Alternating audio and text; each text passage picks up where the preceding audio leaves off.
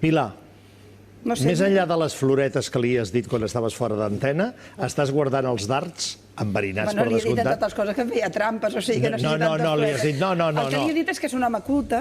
A mi m'agrada... No, el més important que li he dit, senyores i senyors, Pilar Rahola li he dit, és l'únic ministerio que me gustaría tener. ¿Sí o no? Sí, és veritat. I ell s'ha posat a tremolar. No. De hecho, es por la única razón por la que sería española. Y me parece tan disparate porque española lo es, claro. Iré más lejos. Por el único motivo que sería española es para tener el Ministerio de Exteriores y poder de alguna forma permitir que Cataluña se fuera de España. Permíteme, ministro. Qué encantadora. Que sí, estoy así de simpàtica. Ministro, No, estàs parla en segura? català, sí. Sí, tu vols? Sí. Estàs segur d'estar aquí? Perquè després a la còpia et diran que què fas debatent amb la Rahola. Llavors tu diràs que hay que estar en los sitios difíciles contestando a esa gente. Perquè això vas fer-ho quan vas venir aquí en el debat amb Junqueras. Sí, claro. És a dir, que faràs això, passarà això? Tan greu és debatre amb un catalanista, amb un sobiranista? És a dir, resulta que som una mena de, no sé, de gent a les galeres amb la qual o ens perdonen la vida o aneu a la resistència. ¿Estás enterradíscola debatent amb mi? Vamos a ver, yo no me he negado nunca a debatir con nadie. Però després què dius a la COPE? Bueno, la COPE dirá lo que quiera, pero yo no he hecho eso. Yo en Home, la tu COPE... vas justificar el cara a cara amb l'Oriol Junqueras dient que havia que estar aquí perquè si no imposàvem un pensament únic. Catalunya, el territori en el qual hi ha... Un muro de silencio. Catalunya, el territori en el qual hi ha més debat polític sobre el tema català. Ja voldria jo la pluralitat que hi ha a Catalunya, en mitjans com aquest i en els mitjans catalans globalment, on el teu pensament, el meu i el de l'altre, hi són presents, que no pas a altres zones en les quals cap plantejament que sigui a favor de la sobirania o d'un referèndum pràcticament no està representat. Per tant, pensament únic, aquí poc. Allá, así, al teu. Que yo estoy aquí. Tú sabes la anécdota de Unamuno, que estaba en la iglesia y el párroco estaba muy enfadado con la gente que no iba a misa y alguien se levantó y dijo, oiga, eso díganselo a los que no han venido, que yo estoy... Yo siempre que me han dicho que venga, he venido. Yo no em queixo, ministre. Y ahora me han dicho que podía discutir contigo y me quedo. Ministre, no em queixo. En contra de la opinión de mi jefe de prensa. Aquí està, que et renyarà després. Ministre, jo agraeixo diverses coses teves i després diré el que he de dir, algunes de les quals les vaig escriure en un article. Una d'elles és la teva voluntat de fer el debat dialèctic. El que passa és que després no vull que vagis a justificar-te a Madrid, defensa-ho, escolta'm, som gent madura, democràtica, que tenim posicions diverses i que tenim la necessitat de parlar-nos i debatre'ns, però no perquè sigui, diguem-ne, allò, una mena d'heroïcitat espanyola o venir aquí a debatre amb la Rahola. Porque por ahora estamos hablando de por qué tenemos que hablar. Hi ha hagut la primera part de l'entrevista amb el Josep Cuní, que ha estat fantàstica. Has fet una magnífica exposició argumental sobre què passaria si Europa se'n va de l'euro. I jo m'he quedat... La Gran Bretanya. Perdó, la Gran Bretanya se'n va d'Europa. I jo m'he quedat impressionada perquè eren tots els arguments que els catalans vam utilitzar quan ens dèieu que Catalunya quedaria fora d'Europa, fora de la Unió, que no ens voldria ningú, que vagaríem per l'espai sideral, que ens expulsarien de l'euro i semblava que anàvem a la caleres. I ara et sento a tu que no passava res, que hi pot haver tractats bilaterals. Semblaves la Rahola en el Consell de la Transició, ministre. Con una diferencia muy importante. Es que el Reino Unido es un Estado reconocido por las Naciones Unidas. Y Cataluña, si se independizase por una declaración unilateral de independencia, no sería reconocido por Naciones Unidas, por tanto, no sería un Estado. No tens raó. No tens raó, ministre. No tens raó perquè tots els països... Jo et podria treure ara tota la hemeroteca que me l'he llegida de tots els països emergents a la Unió Europea, les Croàcies, les Eslovènies, les Eslovàquies, totes, que hi havia gent que deia el mateix que tu. Desapareixeran, aniran a l'espai sideral, quedaran a l'infern. Estan tots en aquests moments o a punt d'entrar a Europa o ja dins d'Europa i fan la seva via. No anem per aquí perquè la por no ens funciona. No, perdona. Todas las repúblicas que formaban parte de la antigua Yugoslavia, 6, tenían reconocida en la Constitución de Yugoslavia el derecho a la autodeterminación. Perdona, eso es absolutamente así. ¿Y por qué hemos reconocido a Croacia, Eslovenia, Eslovaquia, etcétera, y no a Kosovo o a la Vojvodina? Porque esos no lo tenían reconocido. El derecho es el derecho. Y el ejemplo que estás trayendo no es bueno. Hay miles de territorios que están reconocidos por muchos estados. Por ejemplo, la llamada República Árabe Saharaui Democrática. por ejemplo, Palestina, que tiene 135 reconocimientos. Y, sin embargo, no tienen el reconocimiento de Naciones Unidas y, por tanto, no son Estados. Y estando yo presidiendo el Consejo de Seguridad, se aprobó una declaración firmada por 193 países, es decir, todos, diciendo que se aplica el principio de integridad territorial, salvo en los 3 supuestos de colonias, territorios ocupados militarmente o territorios donde no se reconozcan los derechos de océano. Ministre, permetem, tu saps perfectament, i especialment en un territori com la Unió Europea... Però la diferència entre Gran Bretanya i Catalunya l'ha deixat clara. No, gens clara. Tu saps perfectament que els conflictes territorials, si es resolen finalment per la via democràtica, les solucions es troben totes elles. Que un espai com Catalunya, en el qual hi ha milers de multinacionals, milers de petites i mitjanes empreses, on hi ha interessos econòmics de primer nivell, no quedaria mai, sota cap condició, a fora de la Unió Europea ni de l'euro, entre altres coses perquè l'euro no s'ho podria permetre. I si quedés fora, trobaria la manera bilateral de resoldre-ho. Això ho sabíeu, però a mi el que m'ha agradat, ministre, és que tu estaves utilitzant la nostra argumentació per parlar de la Gran Bretanya. Perquè és un estat reconocido i està... Molt bé. Doncs ara que t'agafo a lo de la Gran Bretanya. Acabes de dir que les nacions com Catalunya, que no tenen reconegut en la Constitució estatal el dret a l'autodeterminació, queden en una situació de tal. Molt bé. Escòcia tampoc la tenia. Què va fer el govern de Cameron?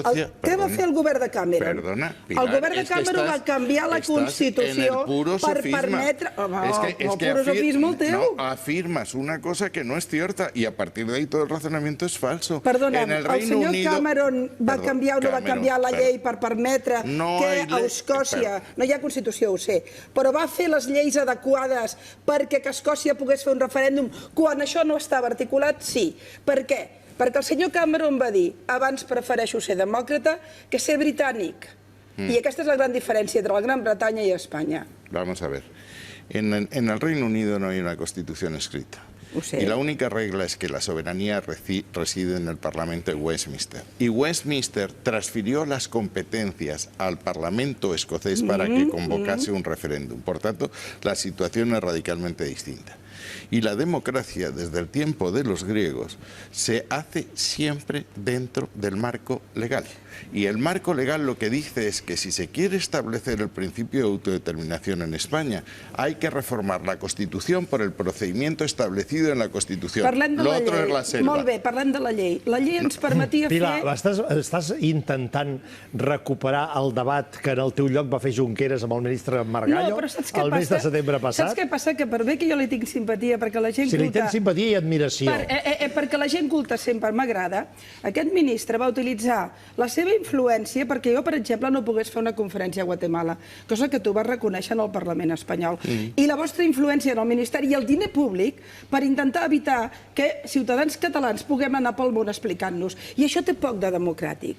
És a dir, aquest reconeixement de que les ambaixades espanyoles estan al servei d'un plantejament, no d'un tema d'estat, estan d'un plantejament ideològic, que és el del PP... Constitucional. No, que és el del PP, perquè no és el de tots els partits. És deplorable, ministre. És diner públic. Està utilitzant els meus impostos per intentar que jo no pugui anar a una conferència. Més que l'Estat. Catalunya no té Estat, sí que en té una de contra.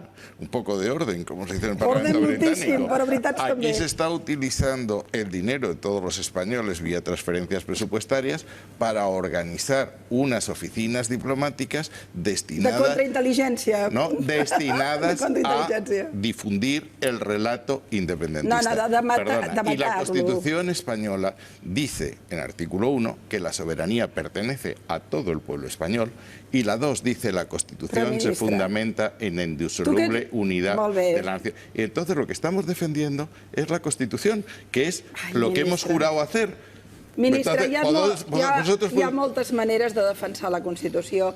Jo crec que tu, que ets un home culte i que ets un home... Ara me va a decir otra maldad, cada vez que empezamos con que soy culto, ¡paf! Sí, però vull dir que ets un home llegit.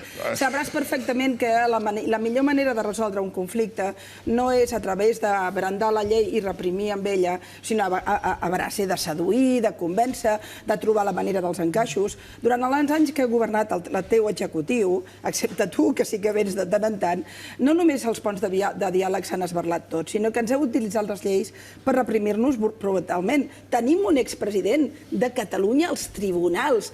Tu creus de veritat, ministre, que és la manera de resoldre-ho? I mentrestant no pagueu els deutes, mentrestant ens deixeu a la cua en inversions infraestructurals, mentrestant encara tenim penjat el corredor mediterrani, mentrestant hem tingut inversions que han perillat per l'actitud de l'Estat, però la llei, la Constitució. Potser ens hauríeu de seduir en lloc d'estomacar-nos. Resposta i acabem, ministre. Vamos a ver. Primero, que hay que respetar la Constitución y la ley es una condición sine qua non para que haya democracia. Segundo, lo que en democracia votamos, que votamos todos los españoles en una Constitución, en democracia plena lo tenemos que resolver. Todos los españoles tendremos que resolverlo, porque yo considero que también formo parte de Cataluña y por tanto tengo derecho a que me pregunten... Dels meus impostos segur. No, perdona. Y en inversiones públicas... Estem a la cua. En inversiones públicas... No és verdad. Som molt més forts. Tenim el tant per cent més alt del PIB i el tant per cent també. Las inversiones acumuladas, la inversión en términos de stock es la primera comunidad autónoma. Oye, ¿hay 4 capitales catalanas ligadas por AVE? ¿El aeropuerto del Prat está bien o no está bien? ¿Los puertos están bien o no? Es que què decir... Només faltaria. Pero entonces no me digas que en inversiones públicas está... Perdoni, Catalunya... És la primera comunitat autònoma... No, Catalunya va ser la nació que primer va reclamar un tren d'alta velocitat. Fa 30 anys d'això. Hem estat pràcticament els darrers quan tenim els sectors econòmics i productius aquí justament alimentant l'Estat. El corredor del Mediterrani que es fonamenta. Però per què tants aves? Però per què hem de ser com la Xina amb aves? Caram, és que no té lògica. Potser hauríeu d'haver invertit. Avui mateix hi ha hagut uns problemes a Rodalies de nassos i no hi ha manera que es facin les inversions necessàries. Però el problema d'avui era per vaga. No, només per vaga. Es una acumulación de argumentos que no puedo discutir, o sea, tengo que ir uno. No, porque hablas mucho. Ara la Pilar ja no diu res més. 30 segons que hem d'anar a les notícies. Vamos a ver, el corredor mediterráneo, nosotros cuando llegamos estaba en un PowerPoint. Y hemos hecho inversiones todos los años y el corredor mediterráneo se va a terminar en unos momentos de restricciones presupuestarias gigantescas. Yo, para conseguir la candidatura de España al Consejo de Seguridad peleando con Turquía, tenía 1 millón de euros y Turquía tenía 250 millones. Y la cooperación me la han dejado en el suelo porque había que ahorrar y no tocar los gastos sociales. Las pensiones han subido un 0,25% todos los años, han bajado los precios, lo cual es decir el poder adquisitivo ha subido. No se ha tocado la educación, la sanidad, los servicios sociales, porque eso era prioritario. Hemos tenido que recortar en otras cosas y en inversiones retalli en propaganda contra l'independentisme i potser tindrà una mica més de calorons. Pero tú sabes, pero si son voluntarios, pero si os está... Mira, si yo me pudiese gastar la 10ª parte de lo que os gastáis vosotros en defender la independencia... Digue'm què. No tenim temps ara, aquest és un altre debat, és ja un quart de 10. Parlant de sofismes... No, eso no son sofismas, eso son cuentas. Eso son directamente mentiras. ¿Cuántas representaciones en el exterior se han creado y cuántas quiere crear Romeva distrayéndole del dinero que podía ir a sanidad? No faci propaganda, ministre, ja sé que estem en campanya electoral. No és cert, no és cert. No és cert que no és cert que han gastat diners, que no és cert. Si a més ens tenen controlats, si som una autonomia controlada per l'Estat en aquests moments, si no podem tocar un euro. Ministre. Un moment, que hem d'anar a les notícies, però em diuen des de control que ja són diversos els mitjans que confirmen que David Cameron demà serà a Gibraltar. Ha de dir alguna cosa, ministre? Bueno, España en el Comité de Descolonización 2024 hace 48 horas explicó cuál es la postura de España, diciendo que se trata de una colonia, de un territorio que tiene que ser descolonizado de acuerdo con el principio de integridad territorial.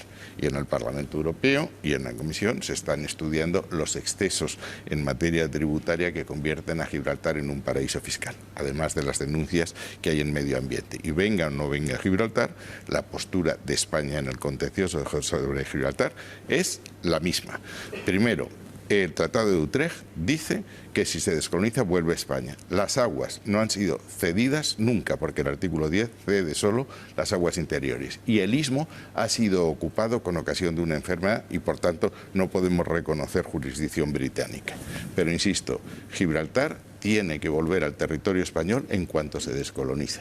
Y Gibraltar no puede ser una plataforma de contrabando, de blanqueo de dinero y de prácticas fiscales que favorezcan la elusión o la evasión fiscal. Però com que David Cameron va a Gibraltar, entre altres coses, per fer campanya pel Remain, com que suposo que això a Espanya també li interessa, la posició del ministre d'Exteriors és més light que si hagués passat en un altre context. ¿Correcte? Es más light en, bueno, que haga la visita, pero no es nada light cuando recuerdo los principios fundamentales que espero que cualquier gobierno de España mantenga, sea quien gobierna, porque con los principios, con la soberanía nacional no se juega. Ministre, moltes gràcies per acompanyar-nos i gràcies per aquesta resposta d'urgència a la notícia que abans ja insinuàvem, però que no estava confirmada per part del déu de Downing Street. Ara, com que la Gran Bretanya ja ho ha dit, la resposta primera oficial del ministre d'Exteriors, García Margallo, en directe en aquest programa,